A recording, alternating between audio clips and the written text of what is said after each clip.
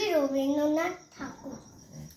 ছোট্ট আমার মেয়ে সঙ্গিনীদের ডাক শুনতে পেয়ে সিঁড়ি দিয়ে নিচের তলায় যাচ্ছিল সে নেমে।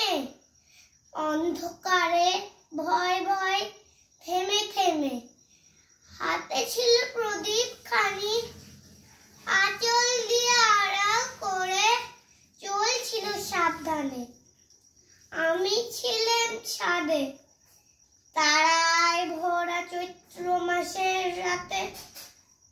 হঠাৎ মেয়ের কান্না শুনে উঠে দেখতে গেলেন ছুটে। সিঁড়ির মধ্যে যেতে যেতে নিভে গেছে বাতাসেতে।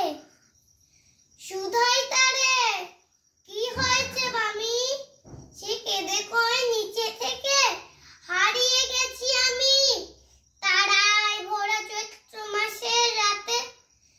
ফিরে গেলেন ছাদে, মনে হলো আকাশ পানেছে আমার বাবির মতন অমনি কি এক মেয়ে। নিলাম বলে আঁচল খানি ঘিরে, দীপ শিখাটি জ্বালিয়ে একা চলছে ধীরে ধীরে। নিত্য যদি আলো যদি হঠাৎ যেত থামি, আকাশ ভরে উঠত কেঁদে হারিয়ে গেছি আমি।